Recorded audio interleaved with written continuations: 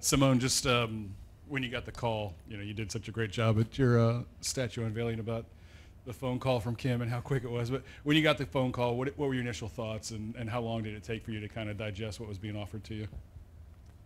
Yeah, when I got the call, I was kind of shocked. I knew, Johnny was retiring, but I obviously didn't expect to get a phone call from Coach Mulkey.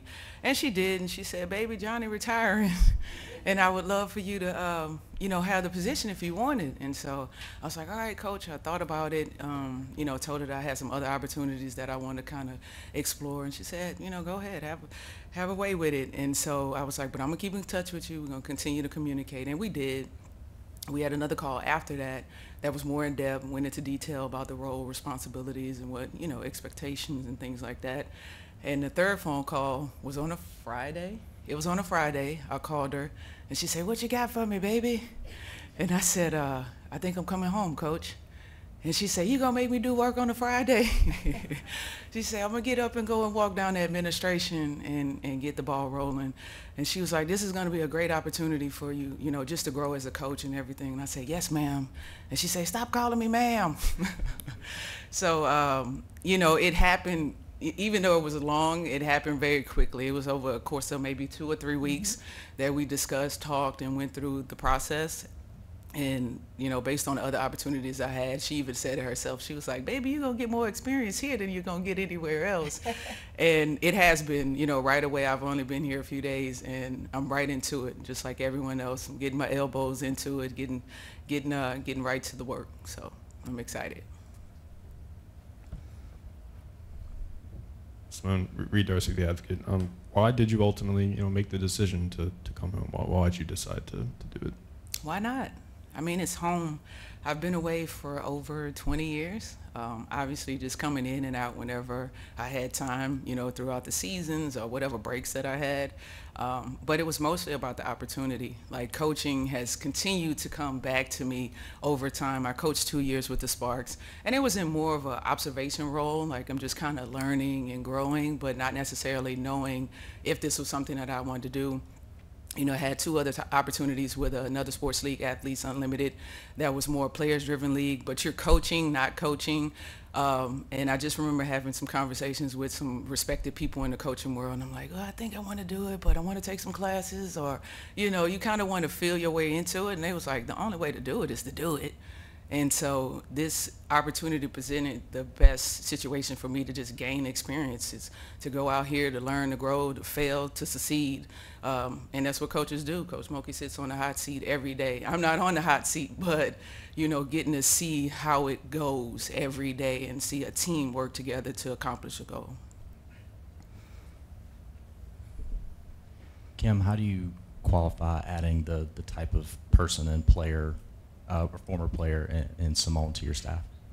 Well, let me back up a little bit and tell you about Johnny. Johnny was going to retire last year, and I talked him into staying one more year because I felt like he needed to give his responsibilities to Coach Kalen and to Coach Jordan and other people in our office, just get them ready.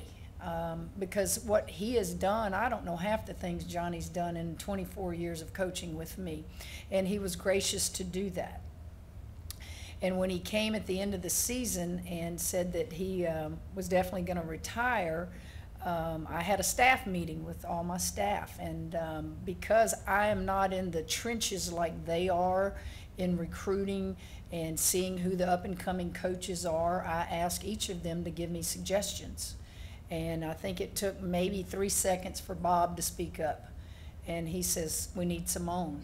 And I asked him if he would reach out to her to see if there was an interest first before I called her.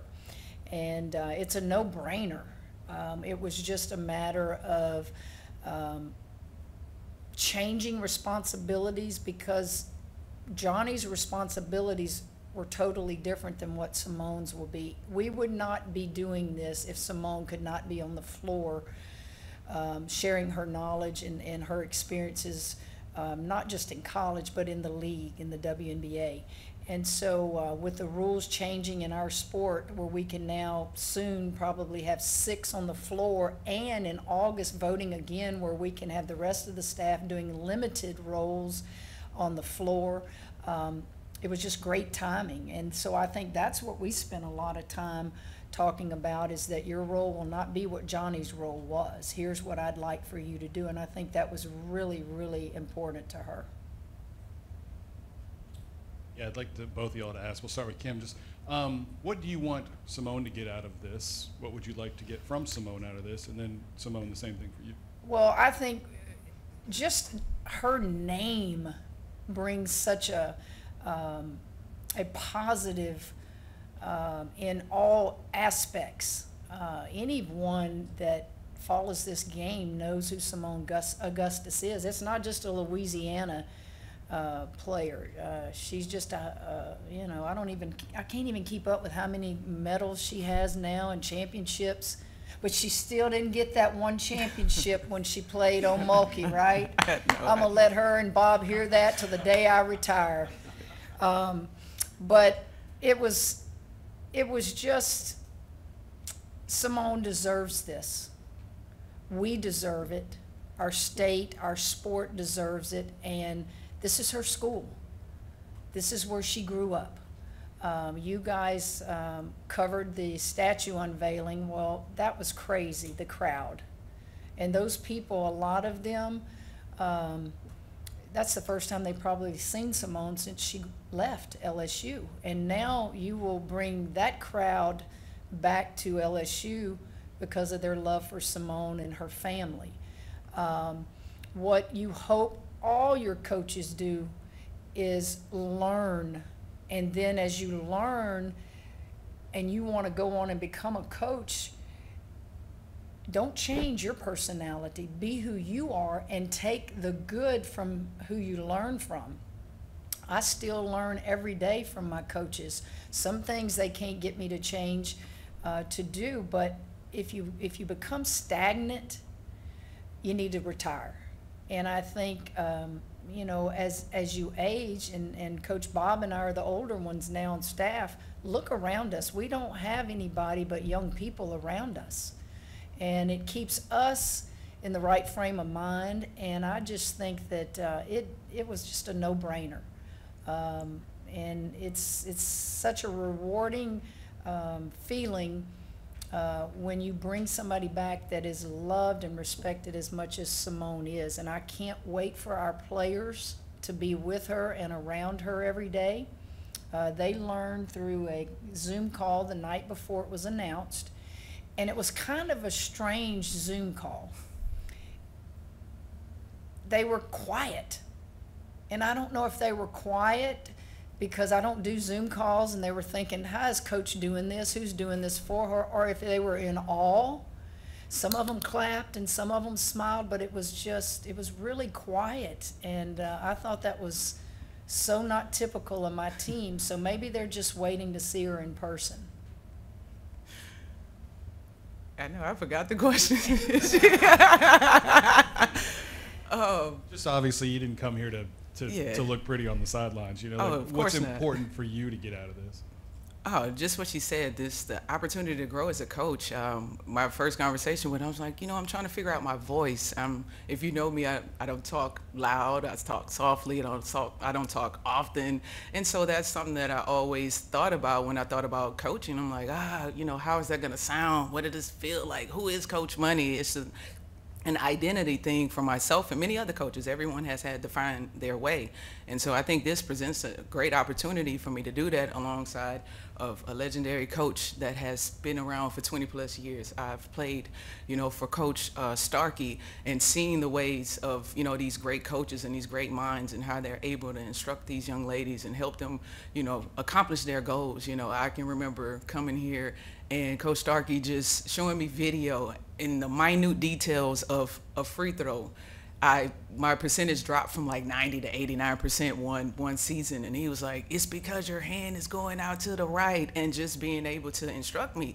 We watched 5 clips of me missing this shot, and it clicked for me. And from there it went on to other things, different defensive concepts, stuff like that, that you don't know that as a player. We're just executing the game plan. So now it's like you're in it to learn about execution, practice planning, saving mental, physical health. Like all of this stuff goes into it. But then also when she speaks on the WNBA aspect or international play, I think about our goal, our job is to get them there, but not just get them there, to keep them there. You know, let them have value. They want to stay there and play. I don't know if it'll be 14, 15, 16 years like myself, but when you're there, you want teams to move mountains for you, to be able to get you on their team because they feel like you're a valuable asset that they need to have. And so hopefully I can instill that in some of the girls that, you know, looking forward, we have an Anisha Morrow, you got Michaela, you got Flaja, and some great talented players that are looking forward to the draft in the next few years that, you know, we need more Lady Tigers there. Seimone, this is, if you would reflect on, this is quite a year for you. You're going in, Yeah. going in or have gone into 3 halls of fame, and now you're coming back home. I mean, just what is this? Obviously, it's a life-changing time, but what has this all been like for you?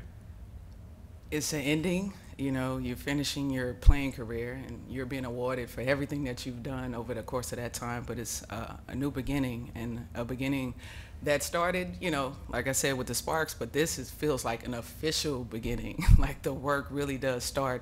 And to think, you know, we're just having a conversation the other day, it's the 50th year anniversary, Coach Gunner's birthday was yesterday. It's just so many amazing, like, alignments, you know, when you think about divine timing and things happening. You know, just to be back here and to be able to celebrate a 50th season, to be able to be here with Coach Mulkey, be able to be here with Coach Starkey, the staff, everyone, people that I've known or seen throughout the course of my time. Now I'm going to get to share some intimate time with them and actually get to learn and grow and hopefully become a great coach someday. Coach, in previous years, how much have you heard from fans, like, wouldn't it be great if you had Seimone on the staff? And then, Including you? and Seimone, likewise, I'm sure people told you, oh, we'd love to have you on the staff. I'm just curious if you've heard that from the fans. I probably don't hear a lot of things from fans because I don't put myself in a position to hear a lot.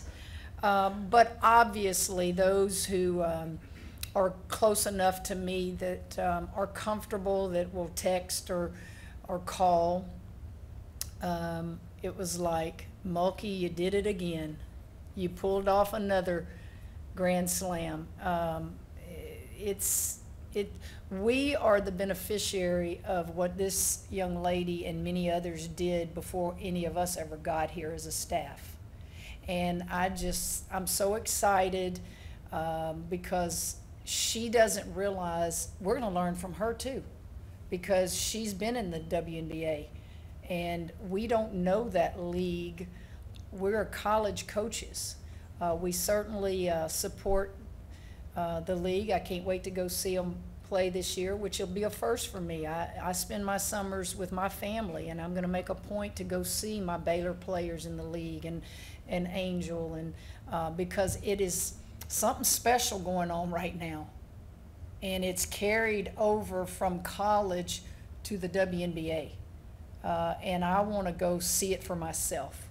And you know, everybody in this town is ecstatic, and she can probably answer it better than I can because she knows more people probably than I do. But people's eyes are big, like, wow. Yeah, the outpouring of love, you know, once it dropped at 10 o'clock the other morning, it was just ridiculous. Everybody, people I haven't heard from in years, just, you know, sending their love. All my cousins, I mean, every cousin that I have here, you know, people just reaching out. So it's just going to be amazing because everybody's now, like she said, everyone's like, I'm coming back, season tickets, like, I can't wait. So it's going to be a great, you know, experience, the merging of 2 different cultures, people just enjoying LSU women's, you know, basketball and getting back to what we know and just kind of enjoying it. Like she said, with the WNBA, it's just been an amazing boom. We had an expansion today where we got a team in Toronto, which means more jobs, which means more opportunities for us to get players into that league and keep them there. But I'm just excited about being home. Food, I've been working out daily. you know, every time I would have friends, teammates, whoever would come down and visit, I'm like, "Yeah, lose 10 pounds before you come down just so you can enjoy yourself and not feel guilty about it." So now I'm home. I got to continue to work out so I don't put that 10 pounds back on. But, you know, I'm always happy to be home. The weather, the food, the people, the culture, it's going to be amazing. For both of you, a couple years ago when you unveiled the statue, was this possibility, you know, in the back of your minds at all? Was this something that you thought, you know, might happen one day? You know, truth be told, Coach Mulkey reached out to me when she first got here, but I was in the infancy stages of my coaching career. And I knew without a doubt she needed a coaching staff that was ready to go. Obviously, expectations were extremely high. And so I respectfully declined, but not knowing if this would ever come back around. But I'm a strong believer in, you know, what is for you will not pass you. And what are the chances, you know, Johnny ended up retiring, and the first thing the staff says is like, go get money. And she, you know, made it a choice to come back and revisit. But she also told me, if you didn't accept this time, I wasn't coming back a third. So, you know, I'm definitely thankful that it did come back around and I was in the right space and at the right time to accept. Got time for a couple more questions. Coach said that you're going to be working with the guards, obviously. I guess just what do you want to try to instill with them, and kind of how hands-on do you want to be with everybody? Oh, I'm going to be hands-on. We're going to get some work in. But just kind of like evaluating the players. Obviously, I've been watching them from afar, and they really don't need much work. You know, everything is mostly, well, we always say mental is to physical as 4:1, and it's just a mindset of how you want to approach the game, how you want to be able to attack, utilize, you know, your gifts that you have, and then sharpen the tools that need to be sharpened in your bag. And that's what I'm here to do. I've always been a player that's very detailed, very, you know, structured. Get here, you know, Coach Starkey would always say, if you're on time, you're late. You're 10 minutes early, you're on time. You know, I was that player. And so just those little lessons will help them just not only here, but when you think about the professional side, just being able to utilize those skill sets that they already have. It's mainly like fine-tuning an engine. So I'm just going to take my experience and be able to, you know, help them along. Question for the both of you, and whichever one of you guys wants to go first. But Kim, can you envision a scenario down the road, you step away, that Seimone possibly could be the next head women's basketball coach here at LSU, and Seimone down the road, is that something that you feel like you might could work your way to? Well, you know, I've got a lot of them out there that could be the next head coach here. I mean, I really do. I can tell you who won't be. It's Bob Starkey, okay? Bob, I think Bob and I, without discussing it, we have a little plan that when one goes, the other one may go, because we've just clicked. Bob has, and I know that's not your question, but it's time for him to be in the Women's Basketball Hall of Fame. And I've tried to quietly make phone calls and do stuff, but enough is enough. It's time, and y'all put that out there. He is. In my recollection of this game, he's the only interim coach to ever take a team to a Final Four. And you don't find people like Bob Starkey who are so selfless and unselfish that they know what their role is and they don't want to be that head coach, but yet they really are. He does so many things that keep me in the game. He really allows me to be lazy sometimes. Because when you start out in this business, you want to do it all because you don't trust that it's going to get done the way you want it done. And then you reach a point in your career, you need to surround yourself with people that are going to do it the way you want it done. And Bob just does so much. But these guys over here do a lot. They all play their roles to where it allows me to hang in there as the head coach. And yeah, I'm in the hot seat. Absolutely. I mean, I have to make those decisions, but they don't get enough credit. So I will not, I can tell you this, I will never just go to an administrator and say, this is who needs to be your next head coach. I don't believe in doing that, because I believe if I've got a great staff, they're going to have a tough decision to make. Obviously, with her being an LSU person and playing here and all the things, you know, people are going to automatically think that. But I think Seimone will quickly tell you she's getting ready to learn from people who have been in the business a lot longer than her, things that I can't teach her, that they will teach her. But I want all of them that want to be head coaches, that when I'm done, I want to be able to look out there and go, that's one of mine over there, man, over here, and they're all over the country. And when you see that, it'll make you proud. Finish with one question. Well, she's got to answer it now. Quit cutting her off, Grant. Oh, yeah, ditto. No, I mean, I hope to be a head coach one day, but if it's here, so be it. If not, obviously, you see the expansion in the W. It would be great to go back, but day by day, that's all.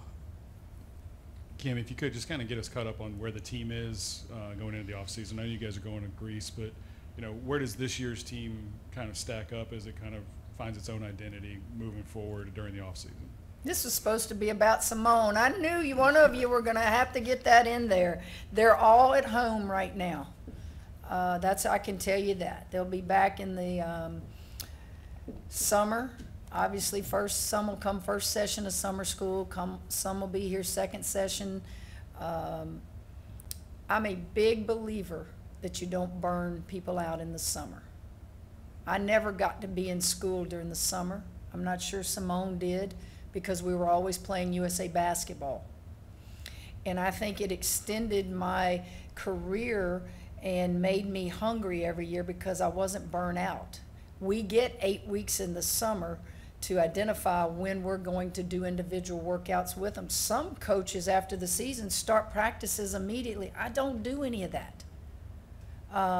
So we've got individuals they can do when they're here in the summer. We got our camp going on.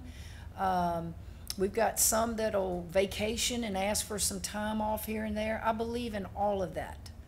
I want them fresh, healthy, ready to go when we start school in August. Now, Thomas, who is our strength and conditioning coach, will be here all summer, and that guy is their best friend because he can do things with them in team bonding.